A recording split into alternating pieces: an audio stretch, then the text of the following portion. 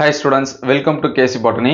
இன்னைக்கு எழுதின chemistry exams வந்து எப்படி எழுதிருக்கீங்க அப்படின்னு சொல்லிட்டு கமெண்ட் பண்ணுங்க. நீங்க எக்ஸ்பெக்ட் பண்ணல கொஸ்டின்ஸ் எல்லாமே வந்திருக்கா?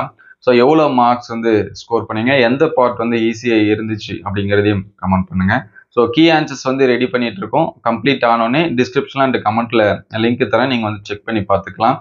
ஸோ நமக்கு நெக்ஸ்ட் அண்ட் ஃபைனல் எக்ஸாம் கிட்டத்தட்ட பார்த்தீங்கன்னா 90% எக்ஸாம்ஸ் வந்து முடிஞ்சிச்சு. ஃபைனலாக ஒரே ஒரு எக்ஸாம்ஸ் தான் இருக்கு. ஸோ நெக்ஸ்ட் நமக்கு வந்து ஃபிசிக்ஸுக்கு பார்த்தீங்கன்னா 3 நாளைக்கு வந்து ஸ்டடி கொடுத்துருக்காங்க. ஸோ மினிமம் அந்த 3 நாளை கரெக்டாக யூட்டிலைஸ் பண்ணுங்க. ஏன்னா நேற்று 11th ஃபிசிக்ஸ் வந்து நடந்துச்சு. அதில் 2 மார்க் 3 மார்க்ஸ் 1 மார்க்ஸ் பார்த்தீங்கன்னா புக் பேக்லேருந்து நிறைய கேட்டிருந்தாங்க. 12, 13, 1 மார்க்ஸ் வந்து கேட்டிருந்தாங்க.